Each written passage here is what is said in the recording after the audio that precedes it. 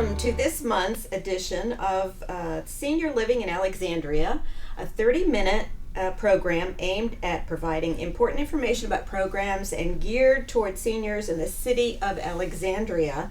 My name is Norma Roberts. I am the program coordinator for the Animeals program in Alexandria, and we have as our special guest today Megan Webb, who is the Executive Director of the Animal Welfare League of Alexandria.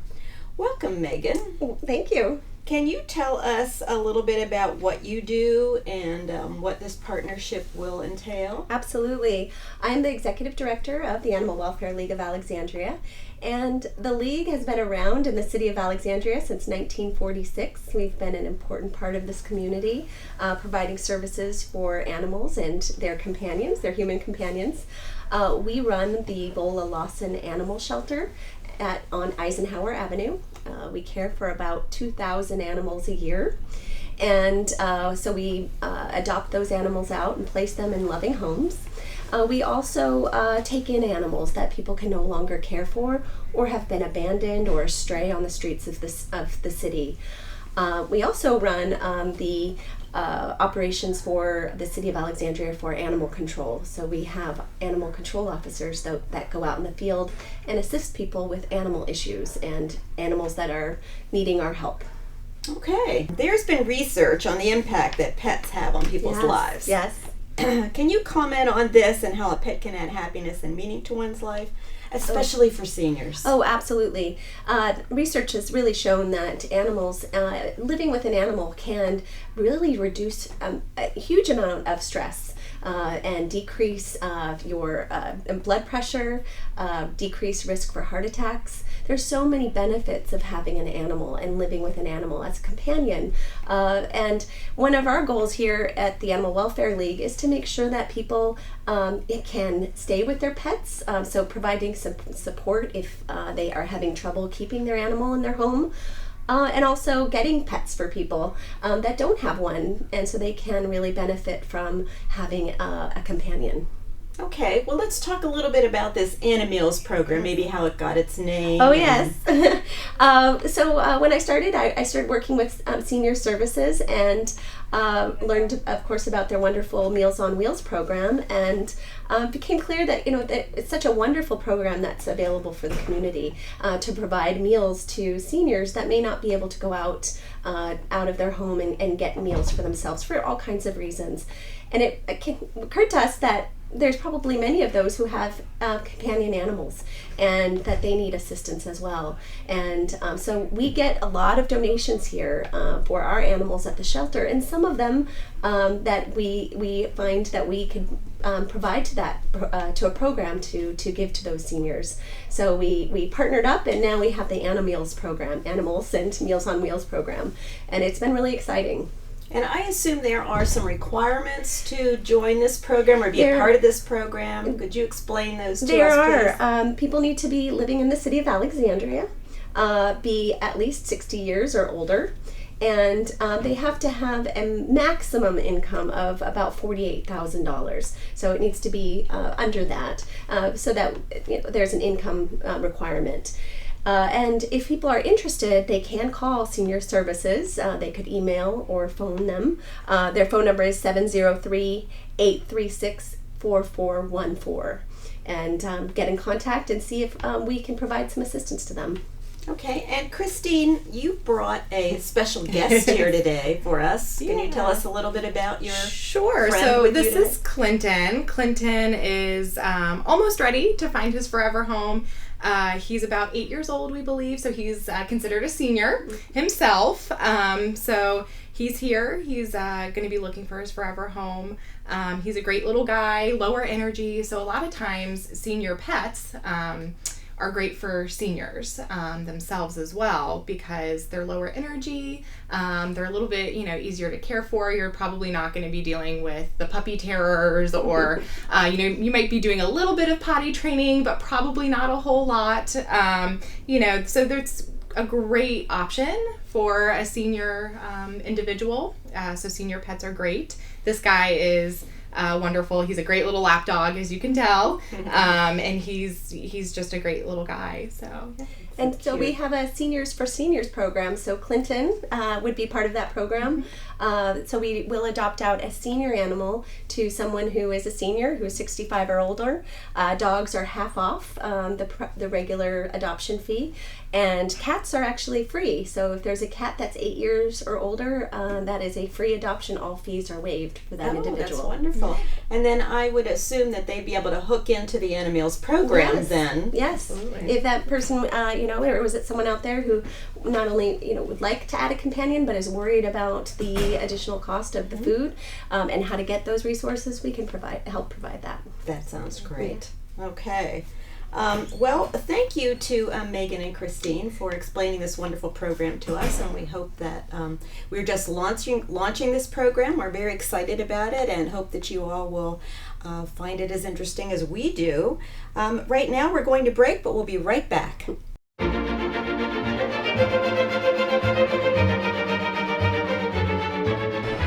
Hi, I'm Mary Ann Beatty with Senior Services of Alexandria, and I'm here with Chef Hans from Inova Alexandria Hospital. Hello, Chef. Hey, welcome back, Mary Ann. Well, thanks for having us. Our pleasure. So we're going to do some healthy recipes today that are easy to make and yummy to eat. And tell us what we're going to do today. Well, the first item we're going to make a couple of hot cereals. This is not oatmeal or cream of wheat. We're going to make a citrus quinoa cereal. And then we're also going to make a farro and peach cereal. These are great served hot, and they're great served cold, so they're really a new way for healthy breakfast cereals. Well, that sounds great. So what are we going to start with? Well, the first thing we're going to do today is we're going to make a quinoa cereal, and then we're also going to do a farro cereal. Farro is an ancient grain that's been around since the Roman times, and quinoa has been around, I hear, for over 10,000 years in South America. So it's been around for a long time. The first thing we do is cook the cereals. They both get cooked in approximately 1 part cereal to 2 parts water. So here I have 24 ounces of cereal. I put that in my pot, and I add 48 ounces of water.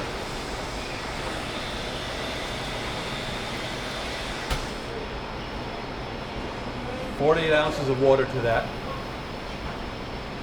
and then a pinch of salt, just a pinch, and then that goes on the stove, and you want to bring that to a full and complete simmer. And the same thing we do with the farro. The farro, again, it's about 2 to 1. The only difference with the farro is it takes a little bit longer to cook. Quinoa cooks like rice, so you bring it to a boil. Typically we'll shut it off and let it simmer for a bit, and it'll cook properly. But farro takes a lot longer to cook. So you leave it on an open pot, an open stove, till it cooks all the way. And farro is a wheat-based grain? It's a wheat. It's one of the original wheats that were grown in the ancient country. So both of those are cooking, and then once they're cooked, we're going to finish them with a little bit of milk and a little bit of cinnamon and some spice. Oh, that sounds good. All right? Very good. So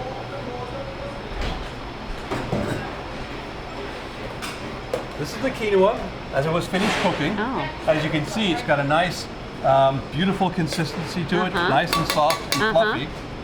And to that, I'm going to add a little bit of milk to it. Do you use fat-free milk I'm using 2%. Okay. I add a little bit of orange zest, and that's just the skin or the rind of an orange that's been peeled off and chopped very fine. And I add a little bit of brown sugar to that. And we're going to bring that back to another simmer just so that it gets in that beautiful creaminess from the milk. This looks like a very filling breakfast. Sure, and it's also very, very healthy. And the same thing with the farro. The only difference with the farro is I'm going to add a little bit of milk to it. And this time I'm going to add a little lemon zest. Oh, that okay. gives it a little bit of a different taste. A little bit of lemony zing to it. And again, some brown sugar. Just enough. We don't want to make it really sweet, but just enough to make it an interesting flavor to it. We put those both back on the stove, and they come back to a rolling boil, and then we simmer them until they're cooked to perfection. Okay. Okay.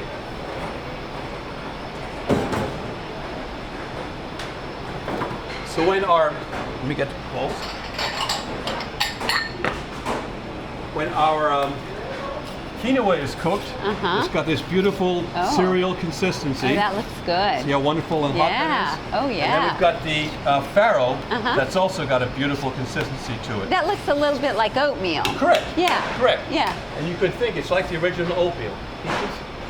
It's like the original oatmeal, but it's not been processed in any way, in any shape or manner. Right. So to both of them, we add, I'm going to add to the quinoa some toasted almonds. That gives it a little bit of crunch. And to the farro, Tony, I'm going to add some walnuts. Oh, yum. And some chopped peaches.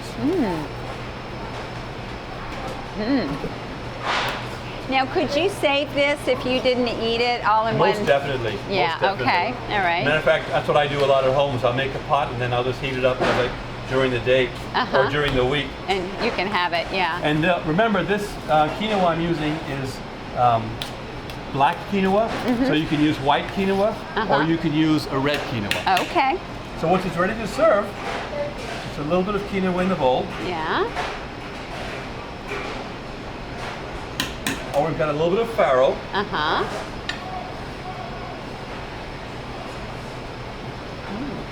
And what wouldn't be better than to serve it with a couple of fresh berries? Oh, yes. Very nice presentation.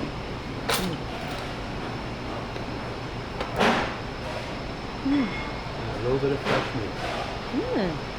Oh, that's pretty. And presentation is all about, there's no reason you can't make yourself a nice presentation every morning. Absolutely. So there we have a wonderful cereal. Oh, that's wonderful. Quinoa with toasted almonds and farro with peaches and walnuts. Oh, can we taste some? Well, of course. I thought you good. never I asked. know. Please, this is the best part.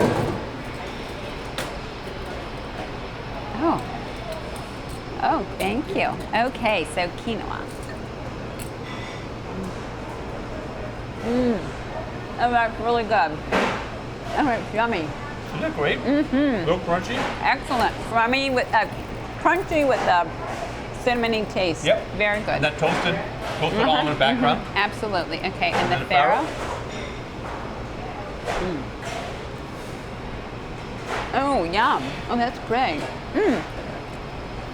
Oh, well, They're both simple to prepare. They're both ultra healthy. And I hope your listeners will try it at home. Oh, I think they should. This is great, and I think this is just a delightful way to start your day and to keep you going. And thank you very much. My pleasure. Thank you.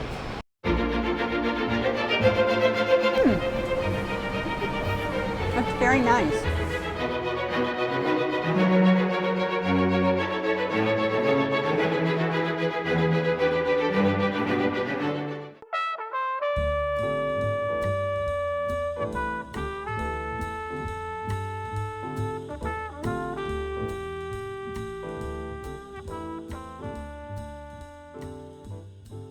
So why is driving such a difficult problem to talk about?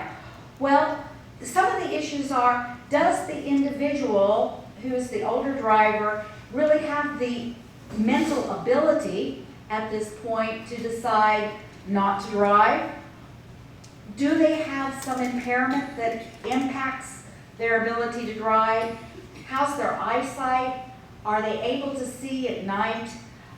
Perhaps their reaction time is slower. They can't get the vision in and have the foot move to hit the brake. It may be too slow. They may have poor reflexes or coordination. They may have some problems in staying attentive, falling asleep while they're driving, concentrating on how do I get from this lane to that lane. And then there are other drivers who can cause problems for older persons. So what are some of those medical issues that we all are facing? Again, we may be declining in vision. It may be much harder for us to react to glare or to see in the dark. We may have arthritis, which makes it uncomfortable to sit in a car, to get in and out of a car, to even to turn the steering wheel.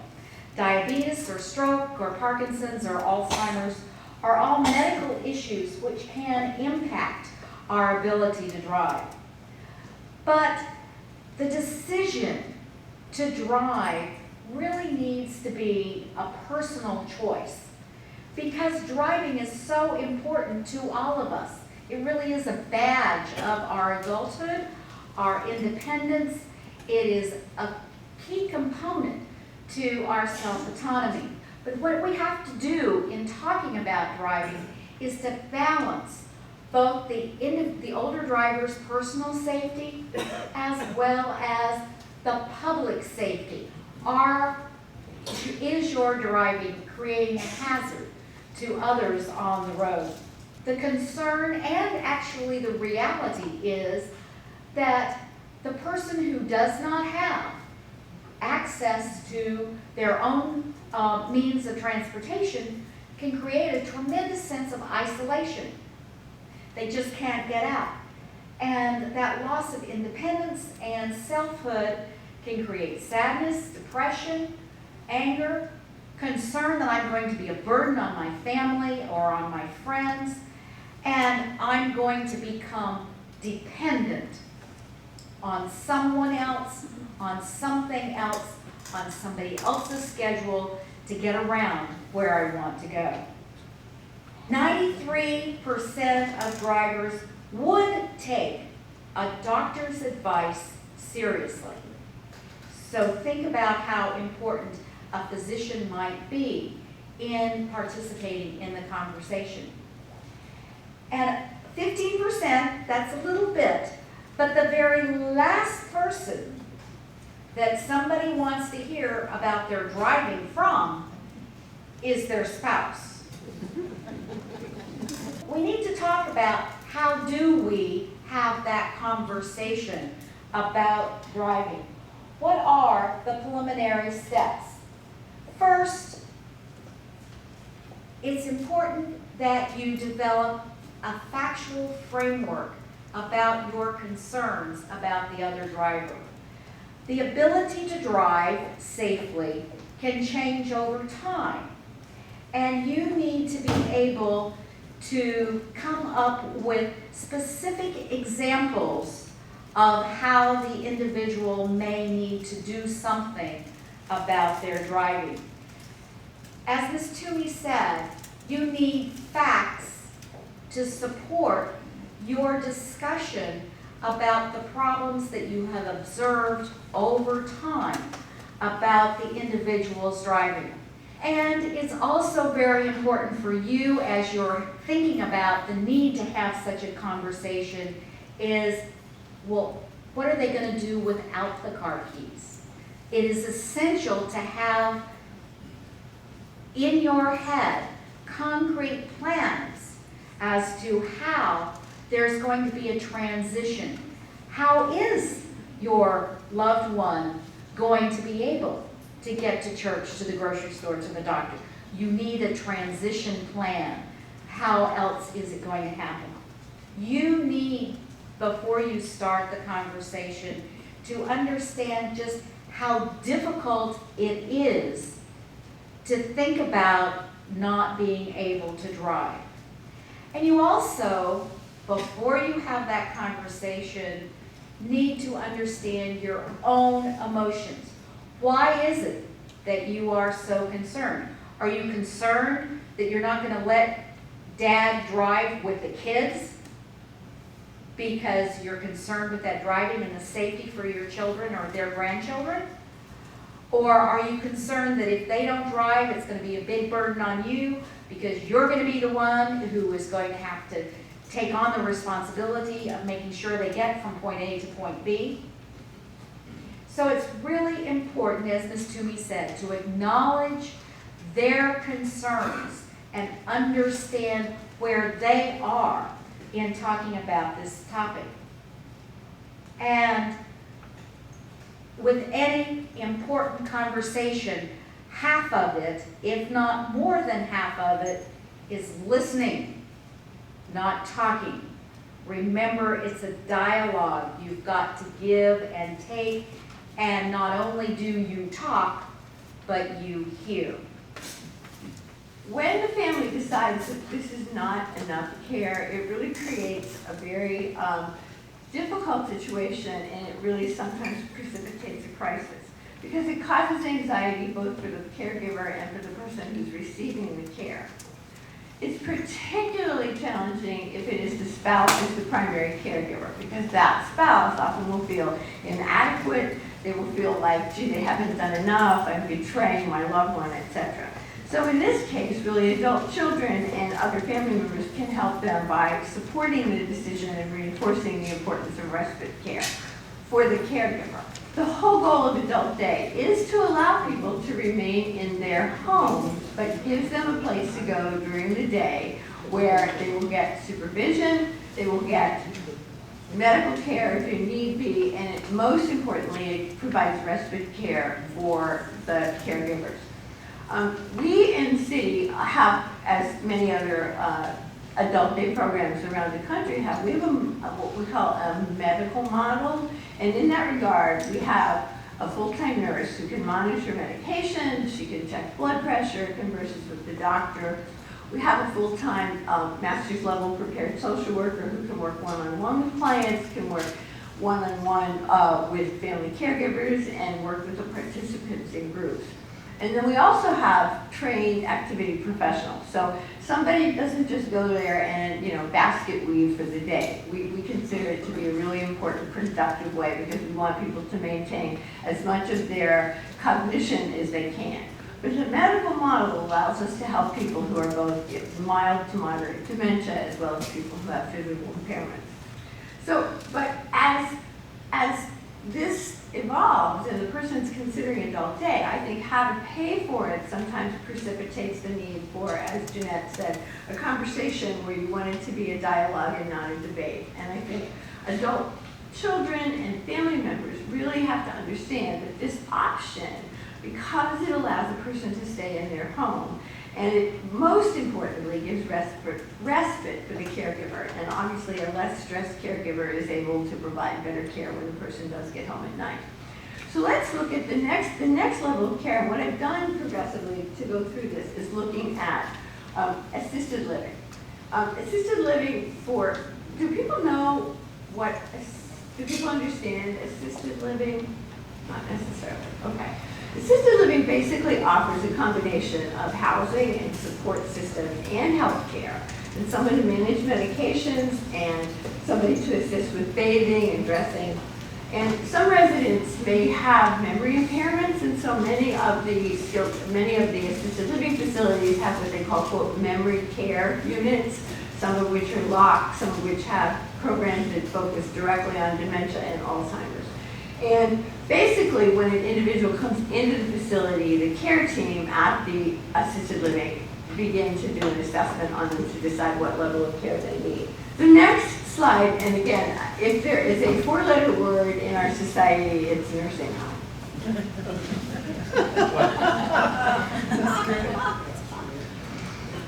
I think there's not probably a person on the planet who hasn't dealt with I promised my mother I would never put her into a nursing home.